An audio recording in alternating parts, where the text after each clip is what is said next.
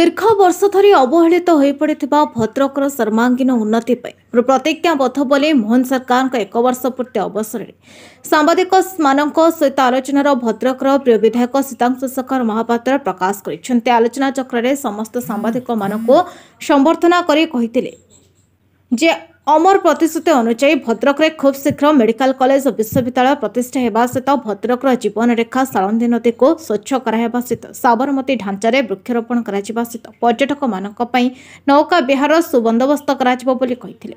उक्त सभारे सांसद अभिमन्यु सेठी मध्य उद्बोधन दैथिले। समाजर जागृत प्रहरी आपण मानकर समालोचना आपण मानकर कैमरार दृष्टिकोण आपण मानकर कलमर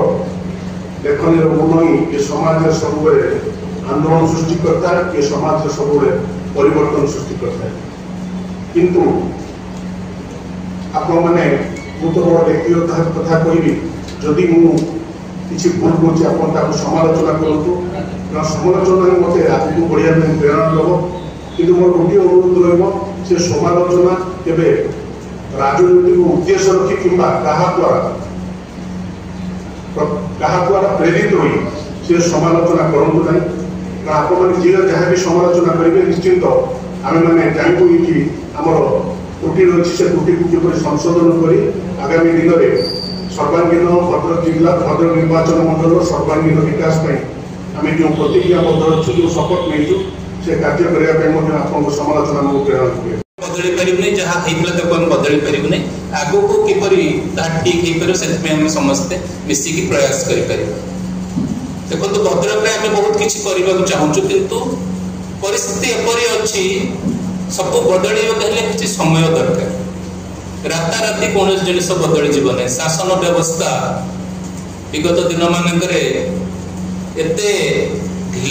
ढिला आपण मैंने जानते स्कूल रे शिक्षक नाहंती डाक्तरखाने डाक्तर नाहंती जहाँ माननीय मुख्यमंत्री मोहन चरण माझी को कृतज्ञता जनइबी धन्यवाद जनइबी से शासन भार नेला परे 18,000 ऊर्ध्व शिक्षक नियुक्ति देछन एवं सबुठारु तो गुरुत्वपूर्ण विषय प्राथमिक शिक्षा आपण अ जानि नांती आपण को रोबोटिक्स पढ़ेबे तार अर्थ किसी न प्रतिश्रुति पूर्ण सरी भद्रक भी आम जी प्रतिश्रुति देलु प्रायतः 90% पूरण हो सारी गोटे दुईटी प्रतिश्रुति अच्छी ताको भी आम पूरण करूँ से प्रतिश्रुति कथा पड़ी नहीं बर्तमान विकास का कथा पड़ी भद्रक सर्वांगीन उन्नति भद्रकवासी आर्थिक तथा सामाजिक एवं सांस्कृतिक अभिवृद्धि एवं उन्नति पे आम समस्ते एठार बसचंदी आपण मानकर जो मतामत रहिबो आपण मानक ठुरु आमे जानिबा चाहूछु जेतेबेले आमे निजे आपण क्रिकेट फील्ड रे देखिथिबे दो जण जतर बैटिंग करथांदी मझरे मझरे भद्रक दुर्गाशंकर विशालंकर रिपोर्ट नायवती टीवी।